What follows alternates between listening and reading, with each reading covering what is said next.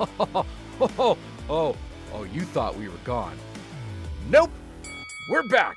Hey, it's me, Dave Thakra, and welcome back to episode 11 of ChRAWnology, an episode-by-episode recap of WWF's Monday Night Raw from the very beginning until the internet shuts down.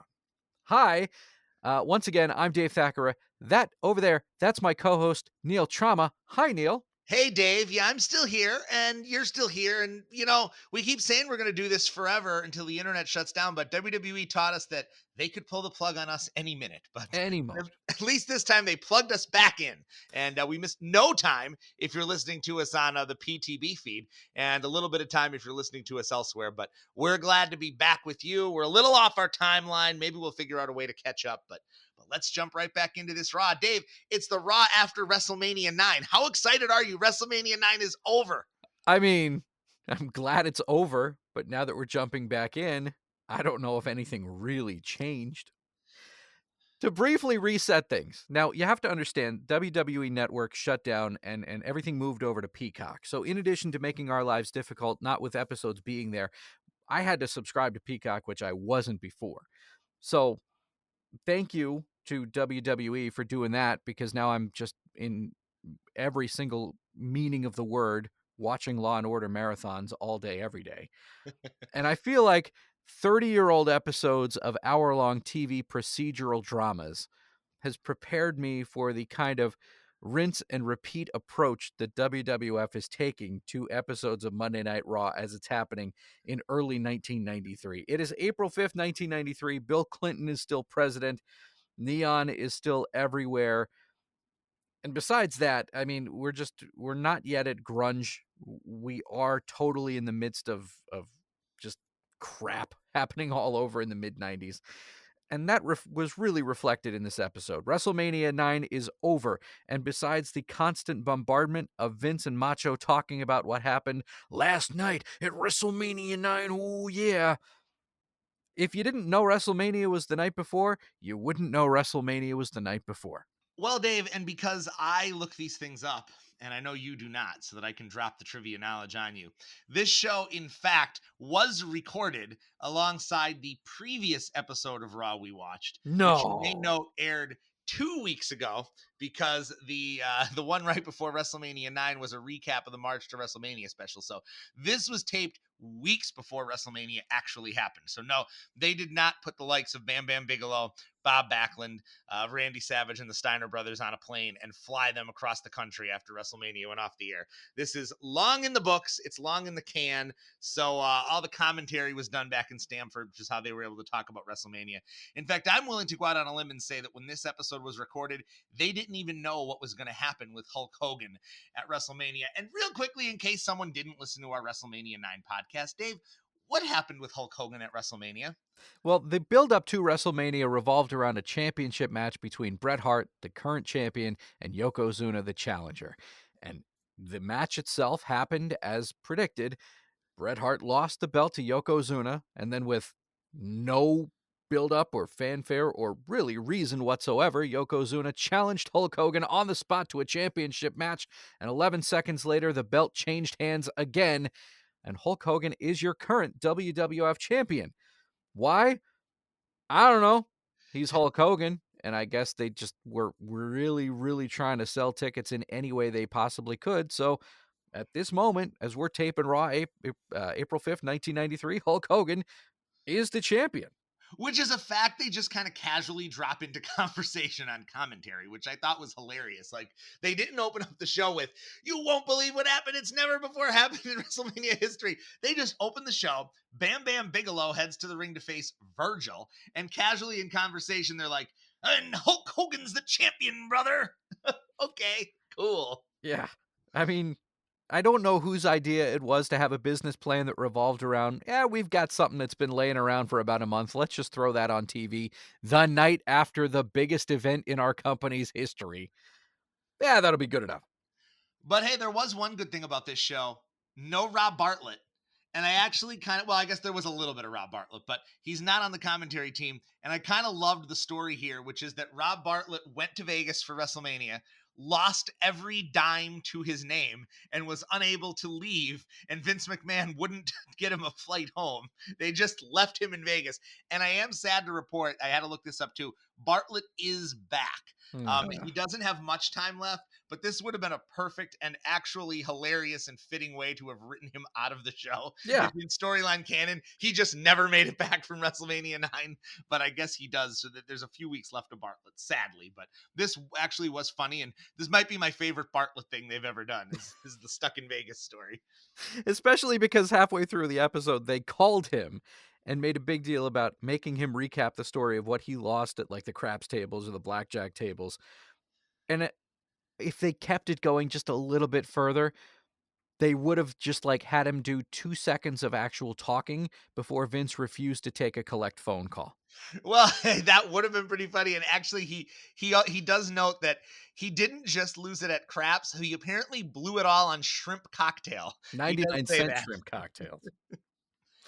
All right, so we get the episode started, as you do, after WrestleMania, with the match that everyone came here to see, Virgil and Bam Bam Bigelow. Okay. I mean, it was a match. It was Virgil. It was Bam Bam Bigelow. So it's not exactly like going to be a steamboat macho kind of a match, but it was okay for what it was, which was bad. But Yeah, as the match was happening, they didn't really talk about the action in the ring so much as they were talking about WrestleMania. They were recapping WrestleMania. They were selling WrestleMania for the repeat pay-per-view audience that I'm sure would buy it on Tuesday. Vince at one point said, "There was so much going on yesterday at WrestleMania. Unquestionably, that WrestleMania will go down in the annals of history as the greatest WrestleMania of all time." Spoiler alert, no, it would not.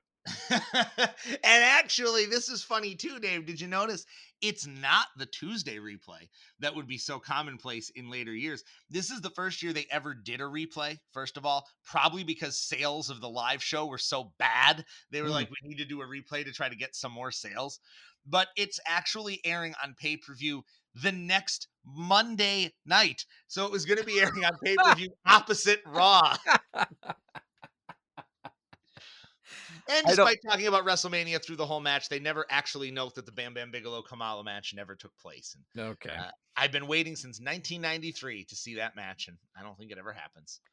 Well, once again, as they were talking about WrestleMania, they recap the Crush and Doink match, and they kept referring to Double Doink because the extra clown came out at the end of that match, and I just hear the words Double Doink and I crawl into a fetal position and I want to be hugged because I am a Chicago Bears fan, and I hear the words Double Doink and I flash back to the Eagles-Bears game from a few years ago.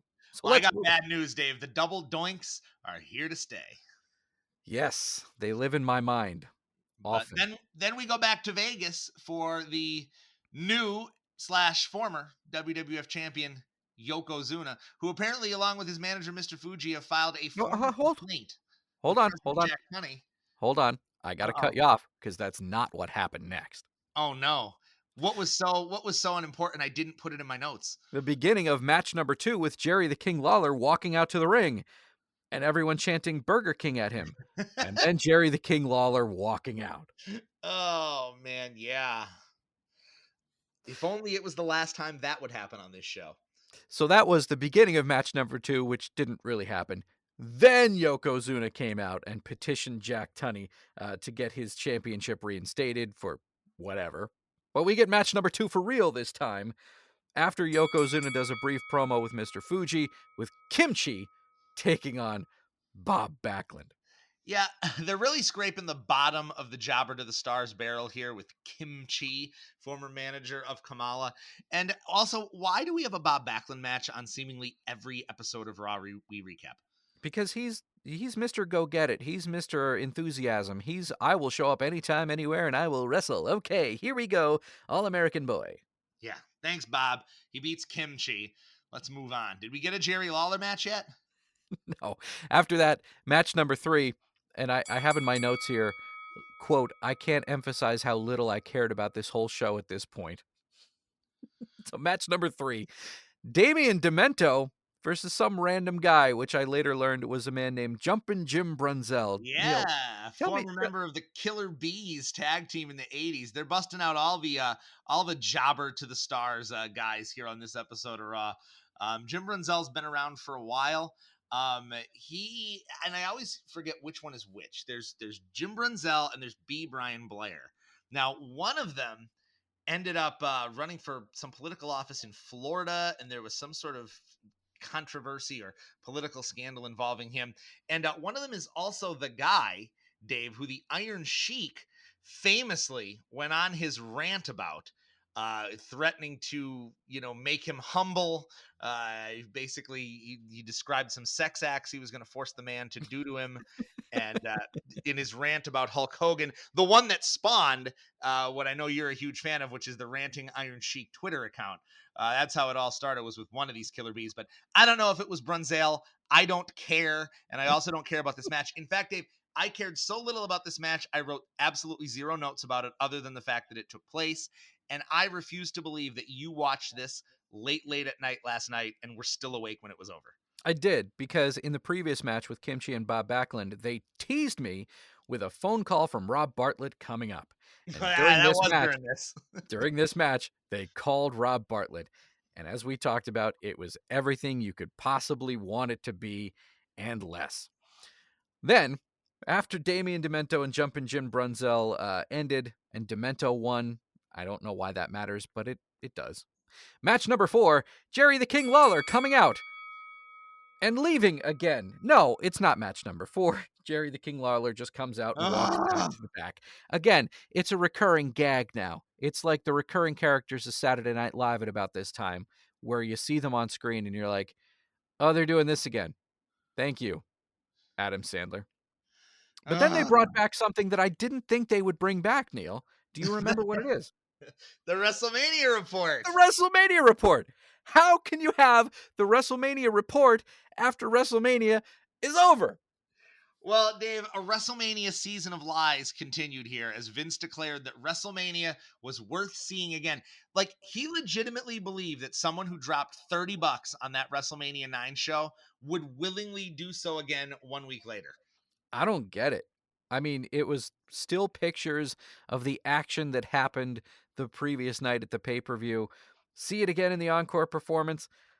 Come on, man. No. Just make it stop. We'll get into the King of the Ring reports, I'm sure, soon enough here on Raw. But then, unless you have more to say about this WrestleMania report, Dave, we actually get a Royal Rumble rematch right here for free in the middle of Raw with no promotion.